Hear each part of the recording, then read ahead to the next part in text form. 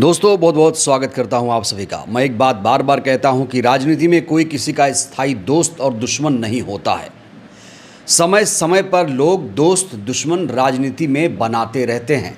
अगर मैं बीजेपी और बीएसपी की बात करूं तो बीजेपी और बीएसपी के बीच राजनीतिक संबंध उतार चढ़ाव भरे रहे हैं। याद करिए वो तारीख 17 अप्रैल 1999। याद है ये तारीख आपको?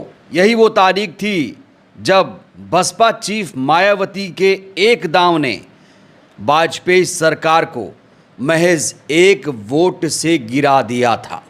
और कहते हैं ना कि इतिहास अपने आप को दोहराता है। एक बार फिर से ये घटना घटी है बिहार में। मायावती के इकलौते विधायक ने भाजपा उम्मीदवार को हरा दिया। दोस्तों आपको बता दें, इस समय देश में राज्यसभा चुनाव चल रहा है। देश की 10 राज्यों की 37 सीटों पर राज्यसभा के लिए वोटिंग हो रही है। हालांकि 37 में से 26 राज्यसभा सांसद निर्विरोध चुन लिए गए, लेकिन 11 सीटों पर वोटिंग हुई। बिहार में 5 राज्यसभा सीटों के लिए वोटिंग, जबकि ओडिशा में 4 सीटें। इसके अलावा हरियाणा में 2 राज्यसभा सीटों के लिए वोटिंग हुई।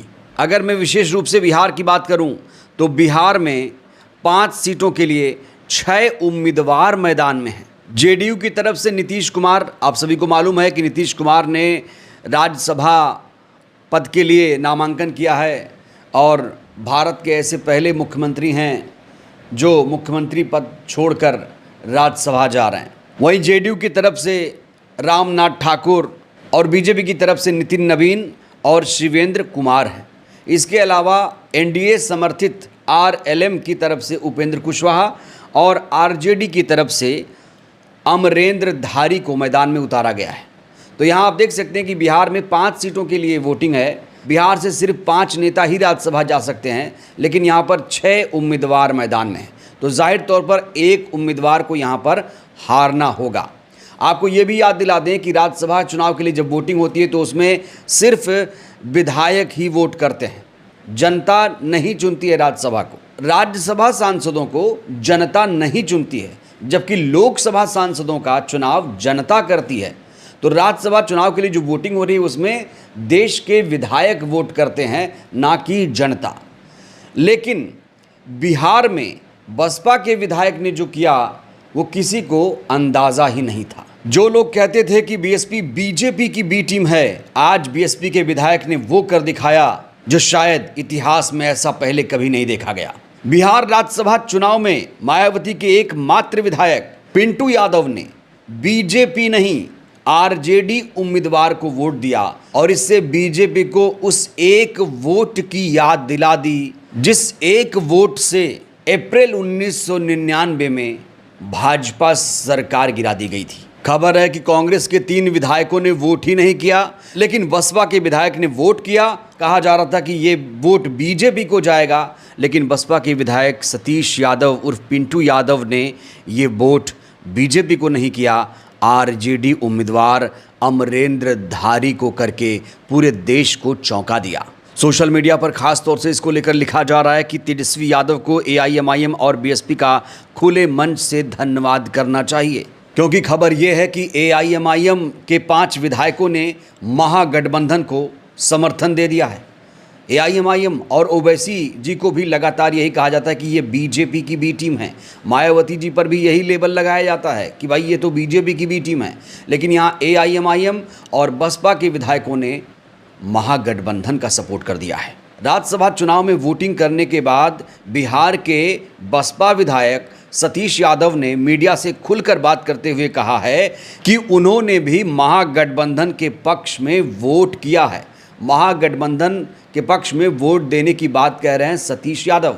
बसपा विधायक ने यह भी कहा कि उनके बारे में भी खबर चलाई जा रही थी कि वो गायब हैं, जबकि वह अपने इलाके में थे और आज मतदान करने के लिए विधानसभा भी पहुंचे। बसपा विधायक सतीश यादव ने बड़ा बयान देते हुए कहा है कि संविधान और लोकतंत्र को बचाने और धर्मनिरपेक्ष ताकतों को मजबूत करने के लिए हमने महागठबंधन का सपोर्ट किया है। बहुत बड़ा बयान है दोस्तों। और आपको बता दें, ये सिर्फ सतीश यादव का ही फैसला नहीं रहा होगा। कहा जा रहा है कि मतदान वोटिंग करने से पहले सतीश यादव ने बीएसपी चीफ से भी बातचीत की थी और ये जो फैसला है कहीं ना कहीं बीएसपी चीफ ने ही लिया है। संविधान विरोधियों को वोट नहीं करना है, धर्मनिरपेक्ष ताकतों को आपको वोट देना है। तो कहा जा रहा है कि इसीलिए सतीश यादव ने महागठबंधन के पक्ष में वोट दिया है, क्योंकि बीएसपी चीफ ने ऐसा उन्हें निर्देश दिया था। बिहार में कुल 243 विधायक हैं। राज्यसभा की 5 सीटों के लिए यहाँ चुनाव हुआ है। चुनावी गणित के अनुसार किसी भी उम्मीदवार को जीत के लिए 41 वोटों की जरूरत पड़ रही है। यही वजह है कि 4 सीटों का समीकरण बिल्कुल साफ साफ नजर आ रहा है, लेकिन 5वीं सीट के लिए संतुलन गड़बड़ा गया है। तो बीएसपी के 1 वोट से बिहार राज्यसभा चुनाव का संतुलन गड़बड़ा गया है। अगर बीएसपी का ये वोट बीजेपी को चला जाता तो बिहार की सारी सीटें बीजेपी के खाते में चली जाती। अब समझते हैं कि बिहार में किस पार्टी के पास कितने कितने विधायक हैं। जेडीयू के पास 85 विधायक हैं, आरजेडी के पास 25 विधायक हैं, कांग्रेस के पास 6 हैं, लेफ्ट के पास 3, एआईएमआईएम के पास 5, बीएसपी के पास 1। तो एआईएमआईएम प्लस बीएसपी यानी 6 विधायकों ने आरजेडी को वोट किया। आरजेडी के पास देखिए सिर्फ 25 ही विधायक हैं, 41 वोटों की ज़रूरत पड़ रही है। 41 वोटों की यहाँ ज़रूरत पड़ रही है। तो अगर आप Congress, left, IIP, AIMIM, BSP को पूरा मिला देंगे तो 1 सीट आराम से आरजेडी यहाँ जीतती हुई नज़र आ रही है। तो 1 वोट से बिहार राज्यसभा चुनाव में खेला कर दिया है बीएसपी ने। और इसी वजह से 17 अप्रैल 1999 की वो घटना फिर से याद आ रही है, जब मायावती जी ने 1 वोट से वाजपेयी की सरकार को गिरा दिया था। वहीं बिहार को लेकर खबर ये भी आ रही है कि बिहार में अगला मुख्यमंत्री कौन होगा। अभी तक ये कंफर्म नहीं हो पाया है कि बिहार का अगला मुख्यमंत्री कौन होगा। हालांकि नीतीश कुमार के जो बेटे निशांत कुमार हैं, कहा जा रहा है कि वो डिप्टी मुख्यमंत्री बनेंगे, लेकिन बिहार का मुख्यमंत्री कौन बनेगा इसको लेकर अभी भी सस्पेंस बना हुआ है। अभी तक नीतीश कुमार ने इस्तीफा नहीं दिया है।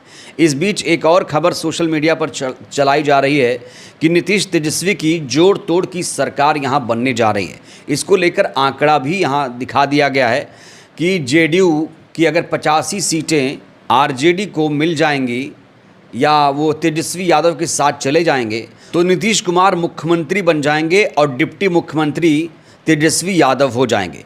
126 सीटों का दावा किया जा रहा है। कहा जा रहा है कि अगर नीतीश कुमार पलटी मारेंगे तो फिर 126 सीटों का यहाँ पर बहुमत साफ तौर से दिख रहा है, जिसमें एआईएमआईएम और बीएसपी भी शामिल है। लेकिन क्या ये इक्वेशन काम करेगा?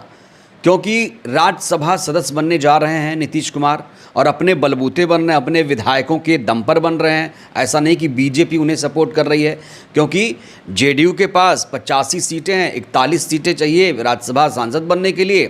तो यहाँ 2 सीटें आराम से जेडीयू जीत रही है।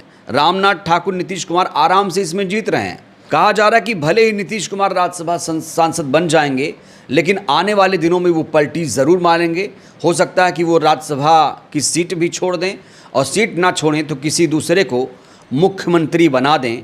कहा जा रहा है कि वो बिहार में एनडीए का साथ ज़रूर छोड़ेंगे, और ऐसा करेंगे तो जाहिर तौर पर महागठबंधन मजबूत होगी, धर्मनिरपेक्ष ताकतें मजबूत होगी, संविधान मजबूत होगा। अब देखना है नीतीश कुमार बिहार में किसे मजबूत करते हैं। बहरहाल बीएसपी के इकलौते विधायक ने आज जो किया उसको लेकर पूरे देश भर में चर्चा हो रही है।